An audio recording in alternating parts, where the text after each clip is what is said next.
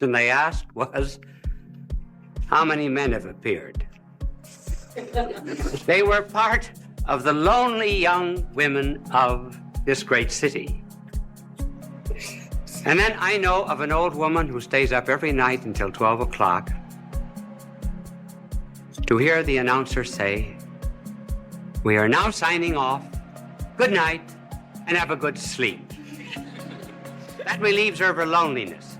There was really and truly, a woman wrote to me and told me that my program was the only one to which her cat ever listened. So our subject tonight has to do, to some extent, with loneliness. It affects all ages. Children are lonely. 5 million of them belong to divorced parents in this country.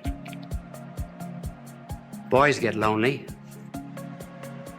That's why they join gangs, because they get power which they do not individually have.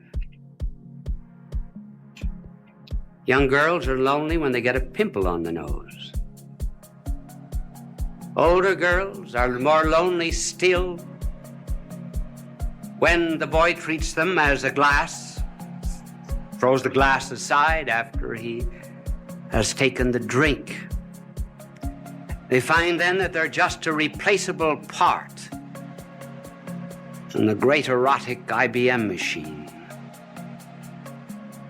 Their loneliness increases. Then there's the loneliness of leadership, being the top man on the totem pole. There's the loneliness of being at the bottom of the totem pole, because you're just one of the masses. You're apt to lose your personality. The loneliness sometimes of marriage, where all the jokes have been told. There's no new event to narrate. And it's the terrible solitude of being alone together.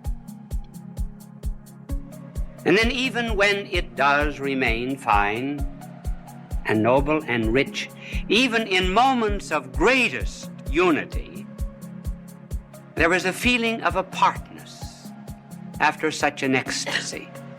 One hopes to completely submerge oneself, and yet one finds oneself back again. The hypochondriacs, of course, are lonely. And so we were asked to talk on this program about this subject of loneliness. And I'm going to give, after these facts, which we've just narrated, I'm going to give first the causes, and then I'm going to suggest some remedies. Now, I didn't know whether to use the blackboard or not. My angel is here, and I cannot think of any diagram that I could use. Just write causes on the board. So I'm afraid I will not be able to use my angel. But just before I came on the program, he wanted to know if I would play a game of golf with him tomorrow. And I told him that I was not old enough for golf because I play tennis twice a week. When I get old, I am going to play golf, and I'm going to have a wagon, too, to take me around from hole to hole. And, but he was telling me that the other day he was playing golf, and he drove off 225-yard hole it was, and the ball went right into the cup. And he looked up to heaven and he said, "Dear Lord, let me do this by myself." He's not a lonely angel, as you see.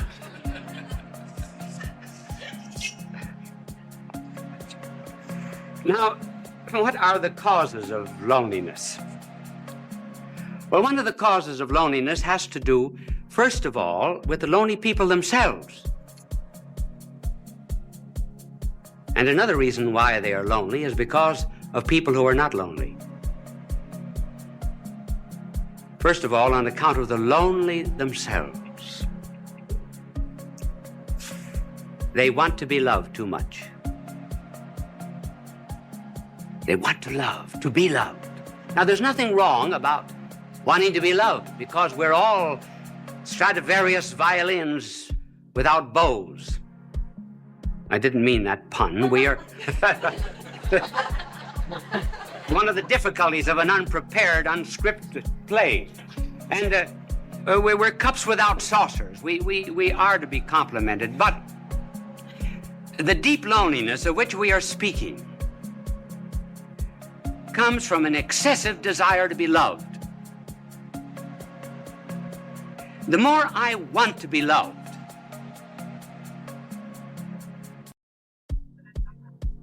the less I am loved. The less I'm loved, the less lovable I become. The less lovable I become, the less I am capable of loving others.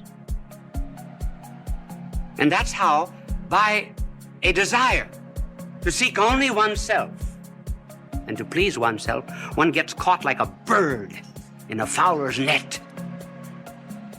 And the more one struggles to get out of this loneliness, the more one is captured by it. Just take some concrete examples of this desire to be loved. I know of a mother whose daughter was away at college. And she used to call up the daughter every night. Would keep the daughter on the phone for an hour and protested to the daughter that she was not appreciated as she should be. And because other girls in this college wanted to use the phone, she said to her mother, "Mother, I'm forbidden to use the phone anymore." One day, the superintendent had sent for her, and she was unable to answer the phone, and she told her mother, "Send someone to answer the phone for her." The mother said, "This is the end," and she refused to see her daughter again. Thus, by wanting too much to be loved without loving, one loses even the love that one seeks. And then there was a fiancée. She used to. I wonder if any of you young women in the audience ever do that. Do you know what she would do? She would write down in a book every time the boyfriend called how long he spoke. She also wrote down how often he wrote and how many words he wrote in each letter. She felt that she wasn't loved enough, so she began writing herself anonymous letters, threatening her. And she said that these letters came from a well-known author in the city. And finally, she was exposed by this man whom she blamed, and eventually the marriage was broken off. She just loved too much, loved to be loved. And then there was the wife who felt that her husband was paying no attention to her, insisted that he stay away from work. She wanted to go to a picnic, wanted to go to the beach, and he found excuses many times, and finally lost his job. The marriage broke up. So one of the principal reasons of loneliness, therefore, is this egotism which seeks only oneself. And you can already see the cure anticipated by the mere fact that we mention this cause. But then there's another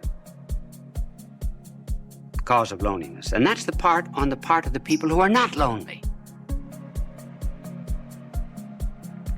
They do not bring any love to these people.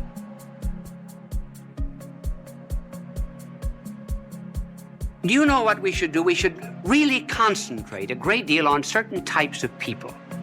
We should concentrate on the unfortunate, on the poor, on the socially disinherited, on the unloved, particularly the unloved, and on the ugly. And we bring love to them. We put love into them. Then they become lovable. Now, for example, you are very lovable to God. Did you know that? You say, well, what is there in me to love?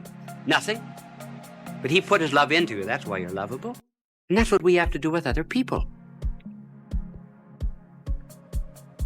And so the loneliness of these people is increased also because the rest of us will not listen to them. Listening is a therapeutic. There was a psychologist who formulated a marriage case that involved sexual, financial, social, and legal complications. He went to 100 clergymen and 100 priests to present the story, and he carried the stopwatch with him. Do you know how long they listened? The average was 2.5 minutes. Then off-the-cuff answer. They refused to listen. They refused to care. George Bernard Shaw has something rather good on that subject. In his play St. Joan, King Charles says to Joan, "Why do not the voices come to me? I am the king." And Joan answers, "They do come to you, but you do not hear them. You have not sat in the field in the evening listening for them. You prayed from the bottom of your heart and listened to the thrilling of the bells and the trilling of them after they had stopped ringing. You would hear the voices, just as I do." In other words, listening is a therapeutic, a cure for lonely people. We do the same thing with our prayers. We wouldn't do to a doctor what we do to God. Would we go into a doctor and mumble off all of our symptoms and then say, "Bye, doctor"?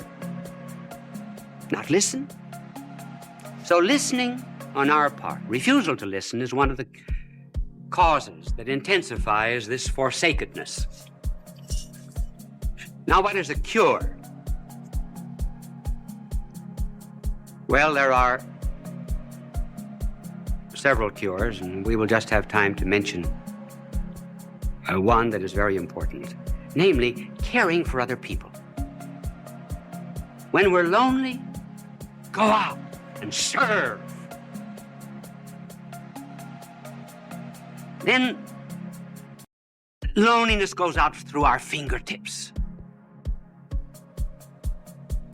Our heart opens. The Chinese have a proverb: if you're without shoes, go out and find a man without any feet.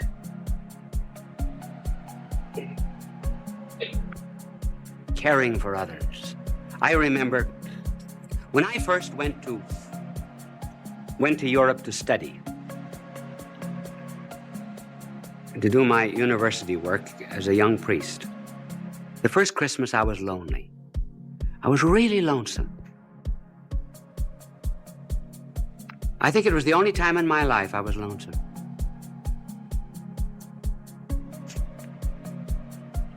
What would I do? So I went to someone in the city of Louvain and asked for a list of the worthy poor. And I went to this particular alley. It was the wrong address, actually. I got into Rat Alley. And when the door opened, there, earthen floor, was a blind father at a stove. 10 children barefooted around the stove. A ladder leading up to the second floor. One bed upstairs, bed downstairs. The children slept crosswise. I asked the family what they had. This was Christmas Eve, what they had for dinner, and she opened a bag of straw. Children had no sabots, no wooden shoes. I took care of them for 4 years while I was studying at the university. Got them jobs, rehabilitated them. I felt at times perhaps they were drawing on me. But do you know that the day that I went up for my examination as a professor at that university, that I went in at 9 o'clock to face 200 professors, I saw the whole family coming down the street. I asked them where they had been. They said, for the last 2 days, we've been at a shrine praying for you that you would pass the examination. We walked all the way back. I was never lonesome again. That's the cure. Helping the neighbor. But here's something to remember, too. We think we should not be lonely. In this age of psychiatry, there are 2 or 3 conclusions that our world has drawn which are false. One is that we should never have a tension. Certainly we have tensions. We must have them. We've got body and spirit, and they go in opposite directions. They have 2 different landing fields. Certain tensions are normal. If we didn't have them, we would be abnormal. And then we're lonesome. Sure, there's a metaphysical loneliness. Perfection is not here. This is not our home. I've got something that I want in my heart that nothing on this earth can satisfy, and nothing can satisfy you either. And we know it very well. So what's the cause of this loneliness? What are we looking for? Well, we say we're looking for God, yes. Then I know what you will answer. What does God know about loneliness? Now that's a good question. That's a good question. What does he know about loneliness? Does he know anything about the loneliness, for example, of a babe in Afghanistan who has no better home than just straw? Does God know anything about the loneliness of a mother who has to gather up a child in order to escape a dictator and fly halfway across Africa?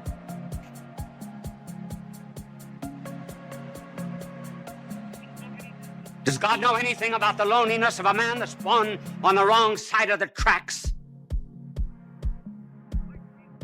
Who's isolated socially from people simply because his hands are calloused with common labor and is denied decent society? Sure, does God know anything about that kind of loneliness, for example, in which one is expelled from a city, disowned by one's own people? Does he know anything about the loneliness of being deserted by friends? Does he even know anything about the loneliness of feeling doubts even about religion, doubts even which one cries out, "Why hast thou abandoned me?" Does God know anything about these things? Yes, those are good questions. Now suppose that there was a figure that came into all of this loneliness and so immersed himself in it that he would not immunize himself from it, would not cut himself off from it. Would you, for example, be the only one on the battlefield that was whole and not help any of the wounded? And so if there was a figure that came into this world of ours and refused to isolate himself from loneliness and felt it so much that blood poured out from his body, felt loneliness so much that as if all the robberies of the world were thrust into his hands, as if he himself were guilty, that felt all loathsome carnality so much that his flesh was hanging from him like purple rags.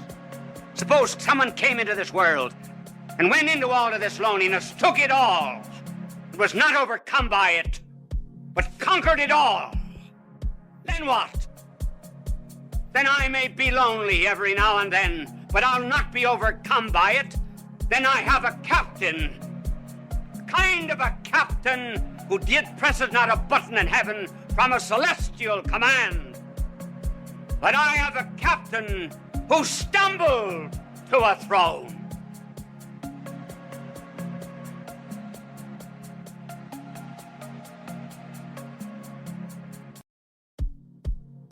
Bishop Sheen, he'll return in a moment. Did that telecast seem a little short to you? Actually, I was just informed that we were 1 minute short. Now, I have a clock before me over there, and I keep my eyes on it. But this clock here was right. I finished 3 seconds before the time. But up in the control room, that celestial command that I just talked about, they figured it wrong by 1 minute. So they asked me if I could, instead of coming out for a very brief closing, come on and talk to you for a minute and a half. Now, you are put to the test. If that telecast seemed very short, you are enjoying it. We would say time passed like anything. If you were not enjoying it, it seemed very, very long. As a matter of fact, this minute and a half will seem interminable to you. Now, I want to tell you, my good people, that I have to leave you now. Are you a bit lonely? I am. I'm lonely too. Bye now, and God love you. Fulton J. Sheen is indeed a man for all seasons. He walked a paced beat, allowing us to glimpse his nature and ponder its worth and to enjoy its presence. Bishop Sheen authored over 90 books. He broadcast countless radio and television programs and ministered in many parts of the world to people of every belief. As he said many times, it is not a unity of religion we plead for, but a unity of religious people. We may not be able to meet in the same pew, but we can meet on our knees. The bishop wrote 94 books, recorded countless radio shows, and appeared on hundreds of network and syndicated television programs. His legacy is... And when they finally came up to the front row, where I could see them very well, I leaned over and I said to one of them, I said, "What's the idea of taking up a collection during this lecture?"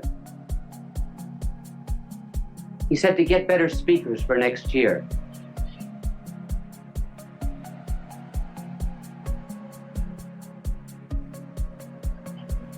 So I am not presenting myself as a model to you on how to talk. It's just merely that there have been so many letters coming to me asking me to give a few suggestions that I will give them to you. They are only personal. They may not apply to everyone, but I will give them to you for what they are worth. If I can talk now, I certainly couldn't always talk. There came a turning point in my life. It was in college when I was a freshman. I was on the debating team, which was in the college that I attended. A great honor because they put a tremendous premium on debating. I thought I was good because, after all, I was picked as a freshman. I had to be good. The night before the debate with Notre Dame University, the coach of our debating team, Father Bergen, called me over to his office and he said, "You are the worst talker we've ever had in this college." Well, that was a terrible shock to me. I said, "Well, if I'm so terrible, why did you pick me on the team?" He said, "Because you can think, not because you can talk." But he said, "You're going to learn to talk before you leave this room. Take a paragraph out of that speech, any paragraph you like." I remember we were talking on the Merchant Marine. I'll never forget, the paragraph began, "I think it needs no argument to prove," and so forth. So he said, "Stand up there against the wall," which I did. Now he said, "Go over that paragraph." At the end of it, he said, "Do you see your mistake?" I said, "No." "Go over it again." Went over it 1 hour. 2 hours. 2 hours and a half. I was dead. So was he. And every 2 or 3 minutes when I finished it, he would say, "Do you see your mistake?" I said, "No." But being naturally quick, after 2 hours and a half, I saw it. He said, "Do you see your mistake?" I said, "Yes, I think I do. I'm not natural." He said, "That's right. That's all." And he dismissed me. Do you notice how often speakers, as soon as they get up in a platform, or ministers or priests in the pulpit, everything changes, their voice changes, their attitude, their poses? I think many prayers that we say we're not talking to God. We're talking to an audience, particularly prayers at banquets, inaugurations, and so forth. And we put on artificial poses. O God, we ask thee to send down upon us thy benediction, thy blessing upon the sailors who are at sea, the merchants at their counting table, the lawyers at their bar. Well, that's not the way people talk. So, being natural and preparing a talk, what would be some suggestions? Now, the way I prepare a talk is not perhaps the way everyone would want to do it, but I can only give you my way. In order to prepare a talk, one must do a tremendous amount of reading. Each one of these telecasts of mine would represent between 20 and 40 hours of study. When I get through, what have I got? Nothing but a bits of yellow pages. I think I have one in my pocket. But before I show it to you, I will tell you what I do.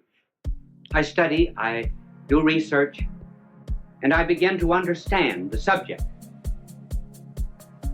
Then, when it gets into my head, I begin to write out points. Generally just 3 or 4 points that I'm going to talk about. I will only write out the heading. And then I will tear up the paper and then rethink what I was saying. So that when I prepare a telecast, there must be 20, 30 to maybe 100 pages that are torn up. And then the closer I get to the end, the smaller the pages are. This is this telecast. And I brought it out here, not because I'm going to refer to it, but just simply because it shows you the points, how small the points are. And by doing a tremendous amount of study, the mind creates an atmosphere for the talk. There is much more air round about us than ever gets into the lung. There's more food at the table than ever gets into our stomach. There are more things to see in nature than ever comes into the eye. And so when one rises to give a talk, one should have an atmosphere, a certain ambient knowledge round about that one can pull in this idea or that, as it were, from the air while you're talking. So that instead of writing out the speech, word for word beforehand, and then memorizing it like this, one thinks it from the head out. That's the reason you tear up the paper, so you don't have any information. You have to think it. Then you write down the ideas again. But by the time you get up to talk, you've already given the speech 10 or 15 times. And incidentally, it isn't a bad idea sometimes to talk out loud. If you can find a place in this day and age where you can walk and talk out loud without being counted crazy. How often, for example, students are asked to explain something. They think they know the lesson. When they get up, it's not there. Why? Because they were consecrated and dedicated to a dead page. Never went through their mind.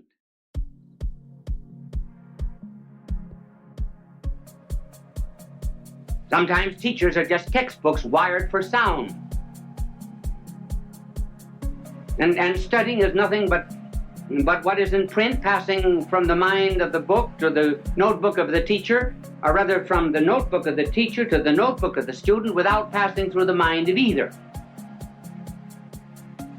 Now, this method of preparation is is hard.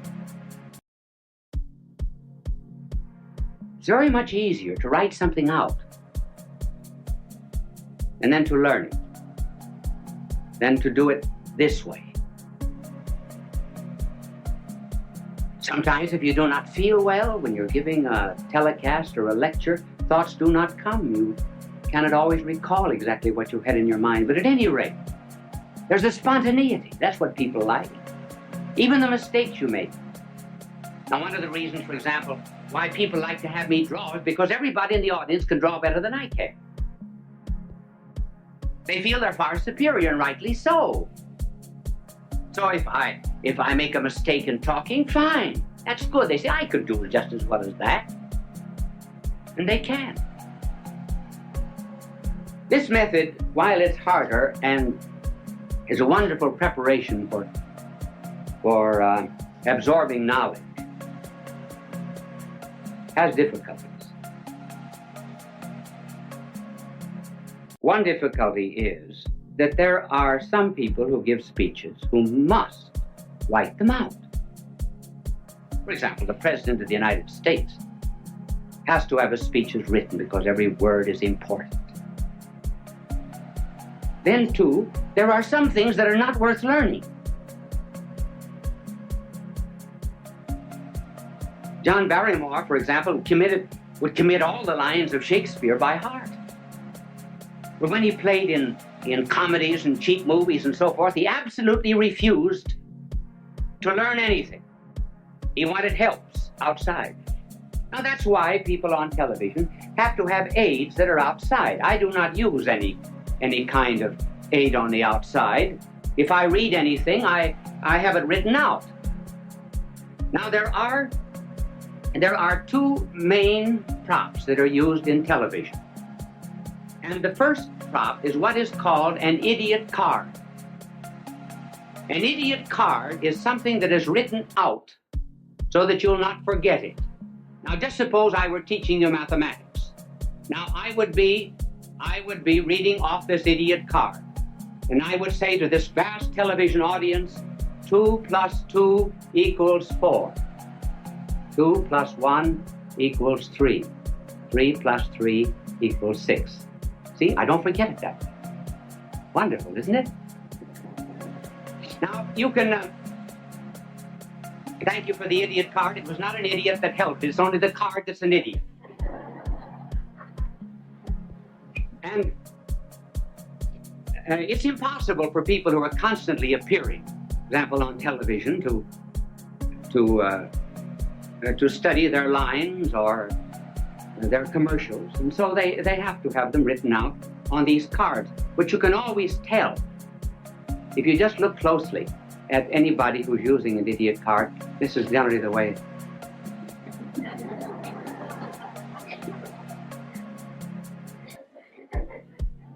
So do not be hard on them. If I were saying something that was not worth committing to study, I certainly would use one too. Now there's another prop, which is better. And that is what is called a teleprompter. And a teleprompter will have a whole speech on it. For example, when you hear people giving speeches on television, 999 out of 1,000 are using a teleprompter if they do not have the paper before them. Many of the commercials which you hear are written on teleprompters. And a teleprompter rolls. So I was watching a television show once where the teleprompter got caught. And that's kind of hard. Now, for example, if I were using a teleprompter and I didn't know my lines, now this is exactly what I would have written out. My name is Bishop Fulton J. Sheen. My address is 366 5th Avenue, New York. See, then I don't forget. Now, this is the teleprompter. These are some of the aids that are used in television, and television simply could not exist without. And they are helpful too, simply because one is apt to forget. Many times, you're standing before a television camera. Momentarily, I can't think of the next point. Well, I'll throw in a story or something till it comes back to me. You don't know it, but I do. I don't get too embarrassed. I don't get flustered because I can't remember it. I remember I was giving a talk once in Ireland at the Eucharistic Congress. I've forgotten when it was, a long time ago. If there was ever a time in my life I wanted to do well, it was then. And I was reciting a poem that I know just as well as I know the Our Father. It was a poem written by an Irishman, Joseph Mary Plunkett.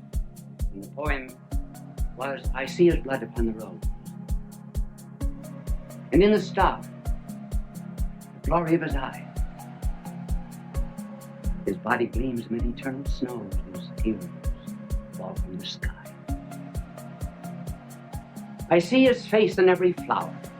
The thunder and the singing of the birds are but his voice.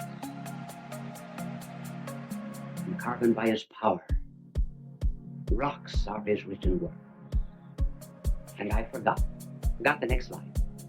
And the reason I forgot was because I had said something before that the audience seemed to have taken politically. I didn't want it to have political significance. So while I was reciting this poem, I was giving myself an intellectual spanking. And I spanked myself so hard that when I got to the 9th line of this poem, I forgot. And I said to the audience, I forgot. Well, a tremendous crowd there, tens of thousands of jaws dropped in disappointment. And when an Irish jaw drops, it collapses. So I had to get myself out of the difficulty. There came to me then a line of Patrick Henry. Not the one that you know. Well, Patrick Henry also said something else. He said, when you're in difficulty in an oration, throw yourself into the middle of a sentence and trust to God Almighty to get you to the other end. And so I began. I didn't know what I was going to say, but I started. I said, I'm glad I forgot. So I didn't know how I was going to continue, so I started again.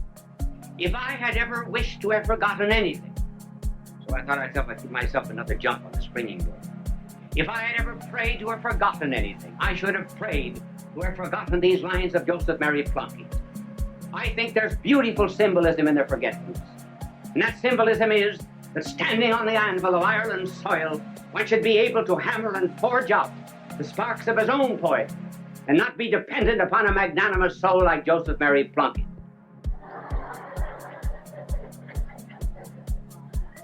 I got no credit for it afterwards because the audience said that was a great trick, pretending you forgot.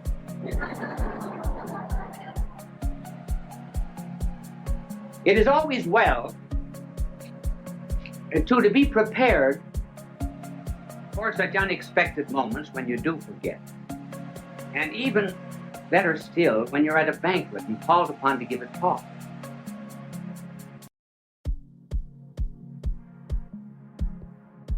And you have to begin with something that is not too heavy. In fact, one should always begin with something that's not too heavy. For example, you just simply cannot begin a speech by saying, ladies and gentlemen, Yaxipitor Fantalis, the complelistic convolutions, the metaphorical Vicliarum Pelbearum. That's a little too serious. You have to start with something that's common to the audience.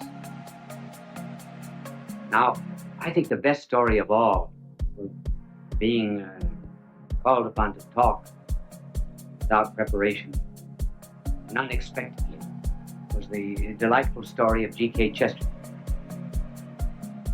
He was called on, he said, during the days of the persecution of the Christians, 2 Christians were out in the Colosseum. And some lions that had been released for 12 days, had been starved for 12 days, were released in their cages. They bounded out across the Flavian sands, were about to precipitate themselves upon the poor Christians. And the Christians reached out their arms, put them around the lion's neck, and began to say something in the lion's ear.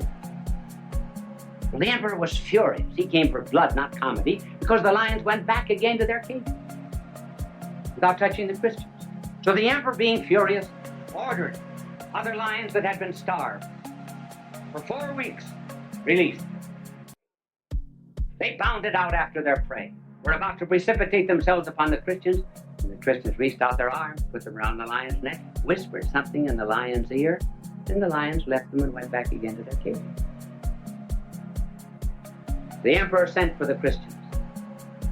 What are you doing to my starving lions? Nothing.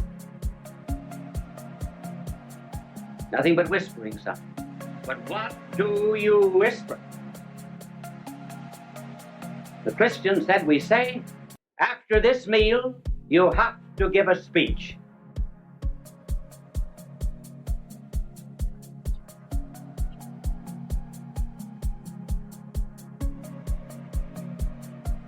So a preparation is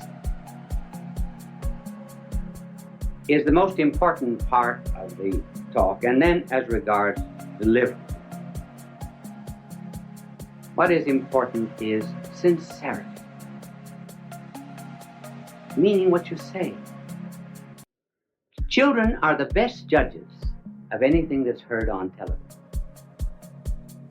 I do not mean dramas where there's an artificial emotional interest created, but children who may not understand what is being said. They know whether the speaker is sincere or not. Incidentally, that's a good word, sincere.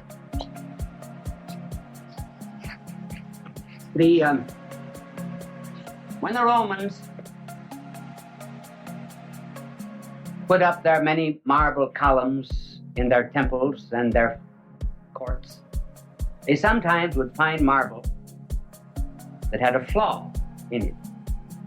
So they would fill it up with wax and cover it. Wax in Latin is cera. If they found a perfect marble that had no need of artificial filling, then it was called sine in Latin, means without wax, or sincere.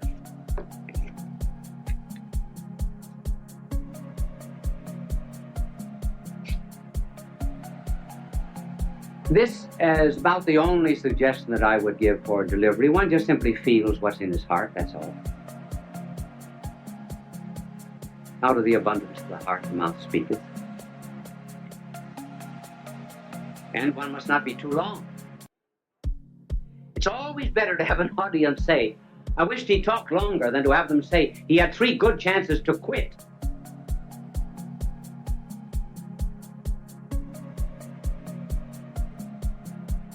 And then in the communication of any idea, the secret of a good talk is the secret of fire. Fire has 2 qualities, heat and light.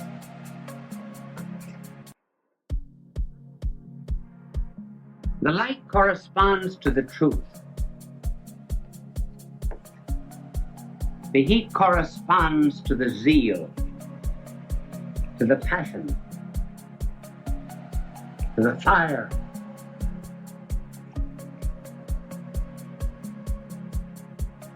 And the fire and the passion come always from the truth. When one is on fire with anything, and really believes in it, all the words come out naturally. And above all things else, the making of an orator too is really on his knees. Because the power to make an audience feel what you're saying does not come just from these fires. It comes from fires that have been stolen from heaven and given to the speaker. This is influence. This is power. Fulton J. Sheen is indeed a man for all seasons. He walked a paced beat, allowing us to glimpse his nature and ponder its worth and to enjoy its presence. Bishop Sheen authored over 90 books. He broadcast countless radio and television programs and ministered in many parts of the world to people of every belief. As he said many times, it is not a unity of religion we plead for, but a unity of religious people. We may not be able to meet in the same pew, but we can meet on our knees. The bishop wrote 94 books, recorded countless radio shows, and appeared on hundreds of network and syndicated television programs. His legacy is a treasure of joy that transcends time and helps us to believe that truly life is worth living.